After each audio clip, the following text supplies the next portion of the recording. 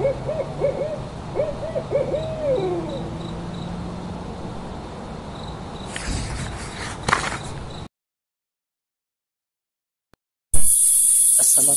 warahmatullahi wabarakatuh. Teman-teman yang saya cintai karena Allah, alhamdulillah sekarang kita sedang berada di salah satu makam yang dianggap keramat di Majalengka, persisnya di Gunung Wangi, Kecamatan Argapura, yakni di makam keramat Mbah Wijaya Kusuma. Selain makam Mbah Wijaya Kusuma, di sini pun dimakamkan yaitu Raden Dinda Negara yang merupakan bupati pertama kalau tidak salah Kabupaten Majalengka. Kita akan melihat ada apa di atas sana. Ikuti terus liputan saya. Jangan lupa like, share, dan subscribe channel ini. Terima kasih. Sebelumnya barangkali kita lihat dulu ini ya, peringatan, papan peringatannya, supaya para pengunjung menjaga. Nah, ini tulisannya situs makam Raden Dinda Negara, Desa Gunung Wangi, Kecamatan Argapura, Kabupaten Majalengka, sesuai Undang-Undang Nomor 11 Tahun 2010 tentang Cagar Budaya. Jadi intinya setiap orang dilarang merusak cagar budaya, baik seluruh maupun bagian-bagiannya, dari kesatuan, kelompok, dan atau dari letak asal. Setiap orang dilarang mencuri cagar budaya, baik seluruh maupun bagiannya, dari kesatuan, kelompok, dan atau dari letak asal. Dan dendanya di sini sesuai dengan pasal 66 ayat 1, dipidana paling singkat 1 tahun, paling lama 15 tahun, kemudian dan atau denda paling sedikit 500 juta rupiah dan paling banyak 5 miliar. Barangkali itu sebagai penjagaan aset cagar budaya, dan memang harus kita jaga ya cagar budaya ini. Ini pohonnya Masya Allah besar banget, mungkin sudah berapa ratus tahun ini. Di sini banyak anak tangga ya, entah saat masuk ataupun keluar nanti turun dari sisi sebelah sana.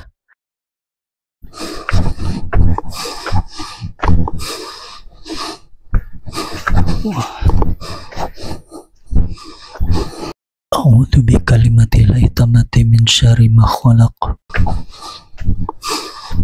Bismillahirrahmanirrahim. La yadurru ma ismihi syai'un fil ardi wa la fis samai wa huwas samiul alim.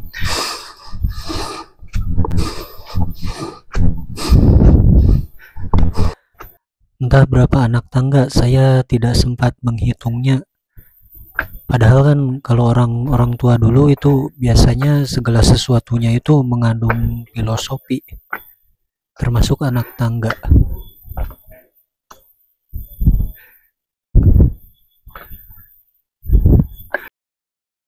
Assalamualaikum ahli diyar minal mu'minin wal muslimin wa inna insyaallah bikum lahikun, nas'alullah lana wa lakumul afiyah.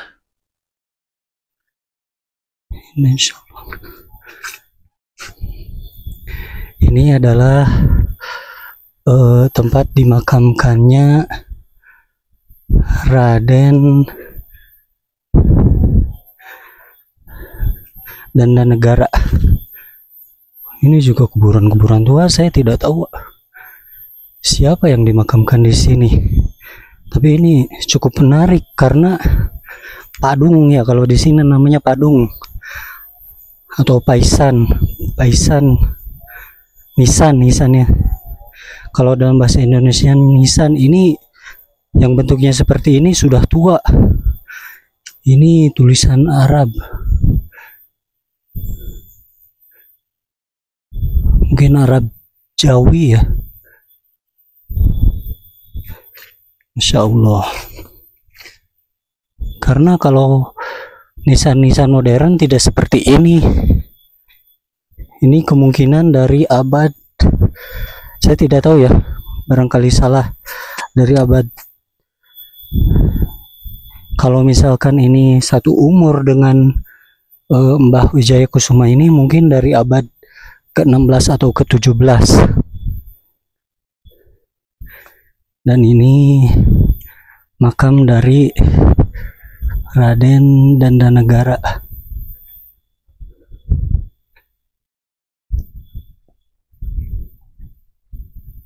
Jadi ada 2 makam. Yang bersangkutan merupakan Bupati pertama Majalengka. Kalau tidak salah, meninggalnya sekitar akhir abad 19, sekitar tahun 1800 sekian lah.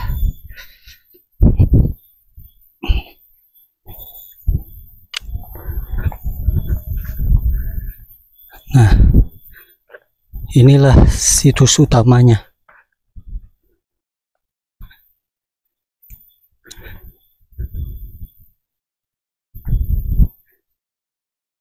Barangkali di sini, ini ya, Mbah Wijaya Kusumanya di dalam sini. Sayangnya digembok dan tidak sembarang orang bisa memasukinya.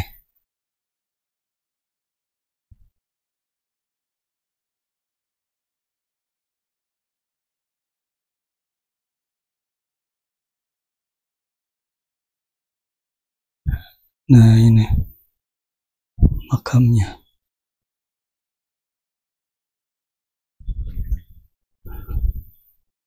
Masya Allah, benar-benar sudah tua.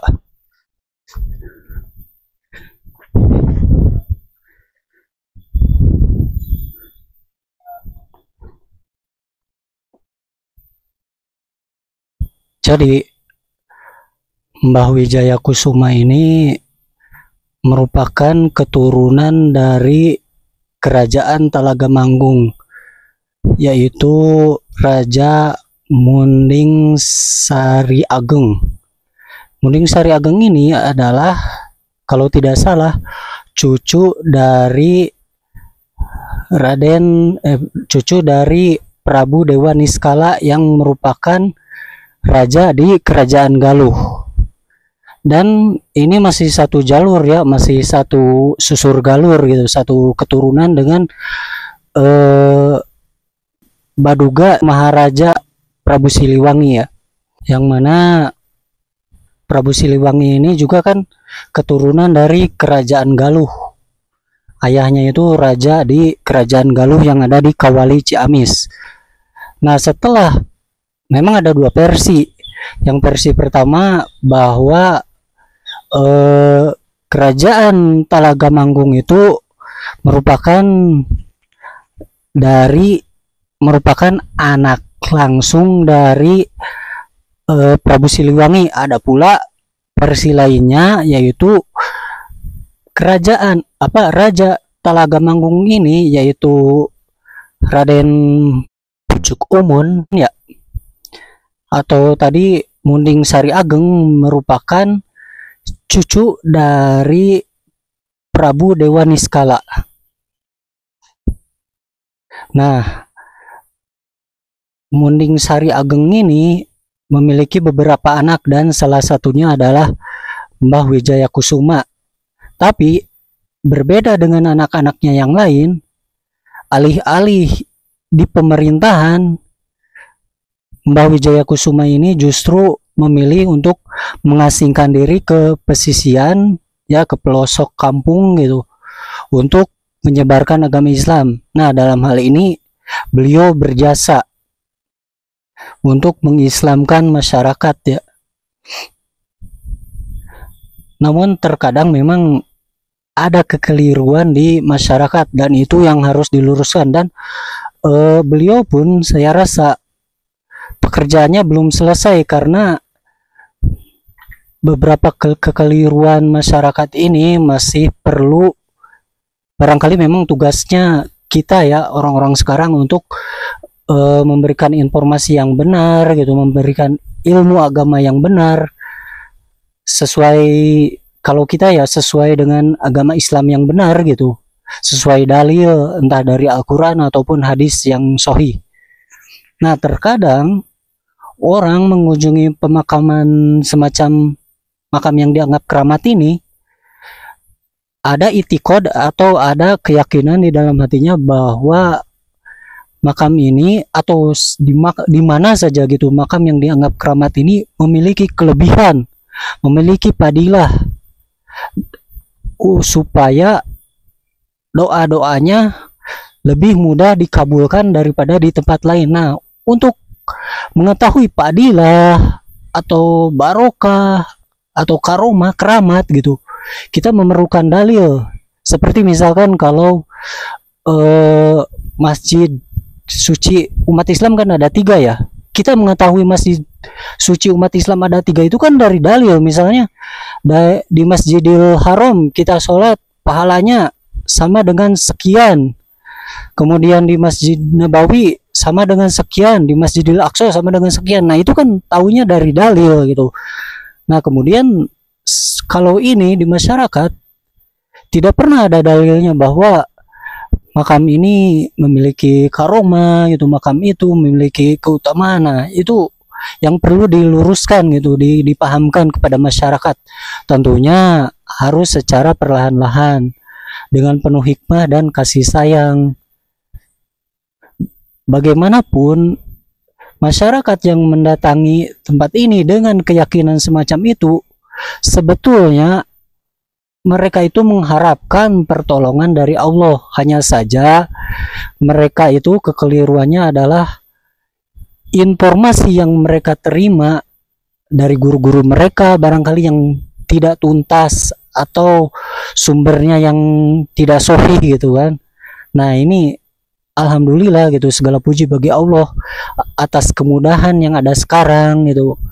Kita lebih mudah untuk mengakses ilmu, entah dari internet, dari platform semisal YouTube dan semacamnya. Sekarang akses ilmu jadi lebih terbuka, lebih mudah untuk dibuka gitu. Jadi kita bisa melihat ustadz-ustadz ya, kajian ustadz-ustadz yang membawakan hadis gitu, Al-Quran. Jadi kita sedikit-sedikit bisa meluruskan kekeliruan-kekeliruan yang ada di masyarakat. Karena saya yakin gitu, husnuzon kepada masyarakat yang datang kemari dengan niat yang tadi ya, dengan ada itikad yang tadi. Sebenarnya mereka itu mengharapkan pertolongan dari Allah, hanya saja mereka tidak tahu caranya. Padahal kan kalau misalkan berbicara tentang keramat gitu, dan misalkan mana yang lebih mudah untuk dikabulkan, apakah di kuburan atau di masjid, harusnya kan di masjid ya, karena masjid itu rumah Allah. Adapun kuburan bukan rumah Allah. Jadi di masjid itulah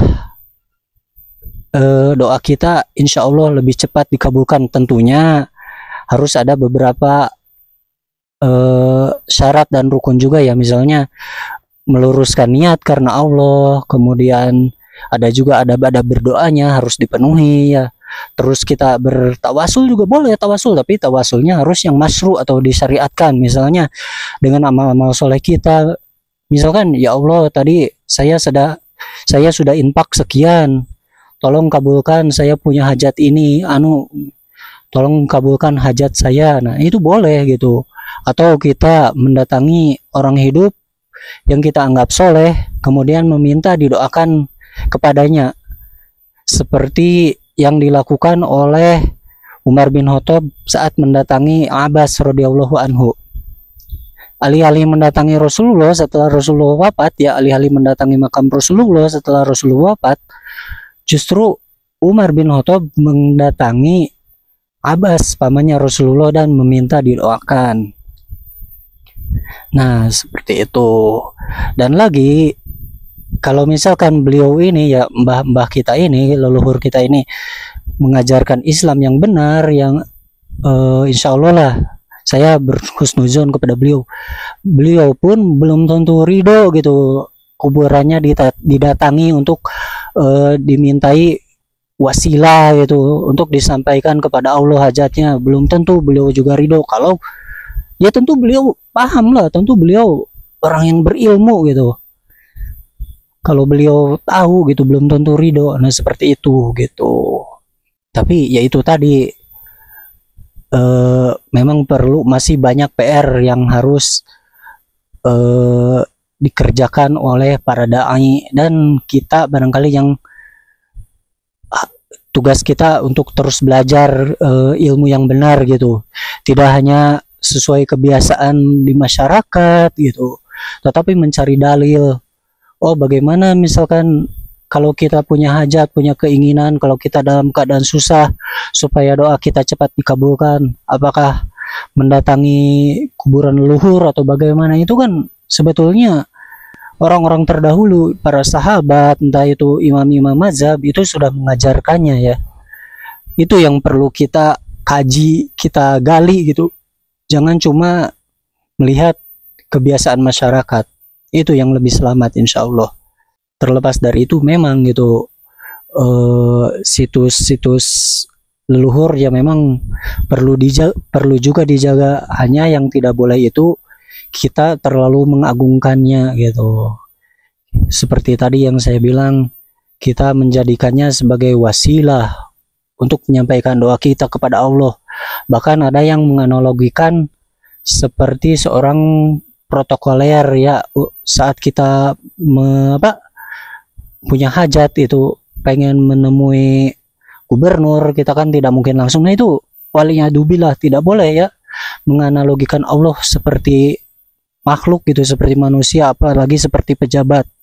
Karena kan Allah ini memiliki sifat maha mengetahui, maha segalanya. Dan lagi kalau kita mau menggunakan logika kita ya, masa Allah mau mengabaikan kita hanya karena kita ini seorang pendosa, tapi kita ini mengakui bahwa kita ini butuh kepada Allah gitu.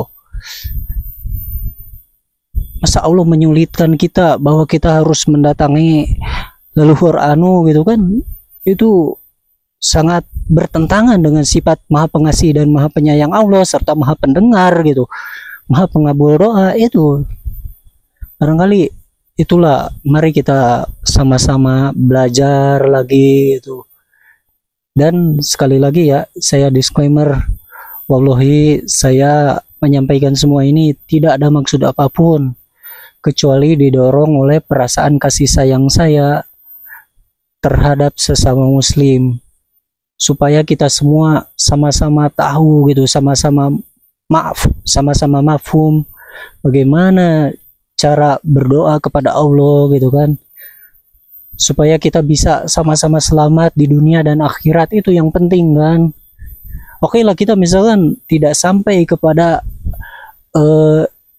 jauhkan ya dari itu, naudzubillah min dzalik, tidak sampai kepada syirik, tapi setan itu akan terus merongrong kita gitu, menggelitik kita supaya sedikit-sedikit kita terjerumus ke dalam syirik itu. Nah, karena sesuai dalam hadis, syirik itu seperti semut hitam di tengah malam berjalan di atas batu hitam. Jadi intinya sulit dilihat.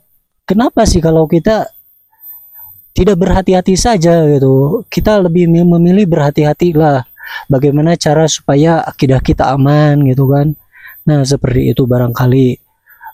Kurang lebihnya saya mohon maaf apabila ada kesalahan kata atau ada kata-kata yang tidak berkenan. Sekali lagi, saya tidak bermaksud untuk menyinggung atau apapun. Tapi kalau misalkan Anda memiliki dalil dan Anda siap mempertanggungjawabkan perbuatan Anda, silakan Anda tetap kerjakan.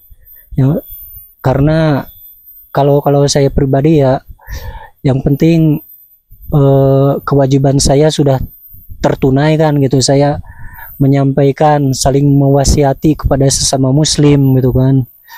Kalau misalkan nanti ditanya oleh Allah, kenapa banyak saudara kamu yang melakukan kesalahan ini kamu tidak mengingatkan? Nah, setidaknya saya sudah mempunyai hujah, sudah mempunyai dalih gitu kan. bahwa saya sudah menyampaikan, tapi kan selebihnya penerimaan kembali kepada masing-masing orang, dan tentu hidayah itu ada di tangan Allah gitu kan. Ya, sekian, semoga urusan-urusan kita dilancarkan, dimudahkan oleh Allah Subhanahu wa taala, dan kita selalu diberikan petunjuk mana jalan yang benar gitu, mana jalan yang lurus, tanpa supaya kita terhindar dari kekeliruan yang sangat samar ini, yang sangat, karena memang samar itu kan karena memang para penyerunya atau para tokoh-tokoh agamanya sendiri terkadang berpemahaman seperti itu gitu kan. Nah, itu untuk kedepannya kita lebih kritis, sudah saatnya kita umat Islam ini kritis gitu, tanyakan mana dalilnya, bagaimana praktek para sahabat, itu yang lebih aman gitu kan. Sebenarnya semua permasalahan sudah selesai gitu di kehidupan orang-orang terdahulu gitu, kita tinggal mempelajarinya saja, meneladaninya saja. Nah, seperti itu barangkali. Billahi fisabilil haq. Wassalamualaikum warahmatullahi wabarakatuh.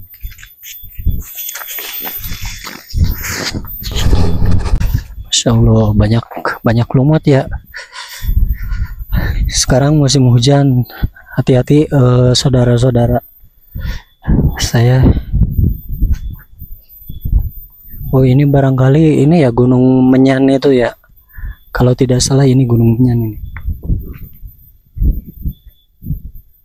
Insya Allah, sebenarnya tempatnya indah ya.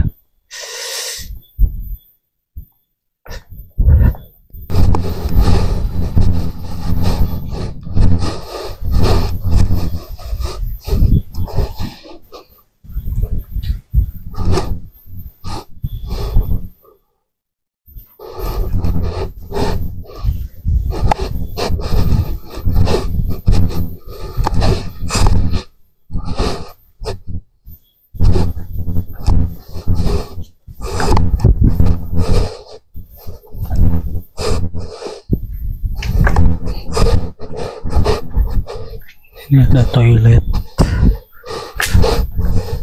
sih sebenarnya tidak masalah, yang jadi masalah itu adalah tempat sholat ya, atau masjid, karena memang sebagaimana hadis ya, bahwa kuburan itu bukan tempat ibadah, tidak boleh ya, seperti yang sudah sering disampaikan, bahkan saya pun sudah pernah menyampaikannya dalam konten sebelumnya, bahwa Allah melaknat Yahudi dan Nasrani karena mereka itu menjadikan kuburan nabi-nabi mereka dan orang-orang soleh di kalangan mereka sebagai tempat ibadah. Nah, kemudian Rasulullah pun melarang gitu kita umatnya untuk meniru mereka. Dan lagi Rasulullah pun berdoa kepada Allah gitu supaya kuburannya kelak itu tidak dijadikan seperti kuburannya orang-orang Yahudi dan Nasrani yang didatangi oleh umatnya gitu. Dan doa Rasul alhamdulillah terkabul, sampai sekarang tidak ada yang sengaja datang ke sana untuk mendatangi kuburan Rasulullah untuk dijadikan wasilah atau apa gitu untuk bertawasul di sana, tidak ada gitu. Masya Allah, hati-hati ya, Anda harus memerhatikan langkah Anda, karena ini pasti licin, ini lumut, karena di atasnya juga kan, Masya Allah, rimbun gitu, di atasnya rimbun sekali.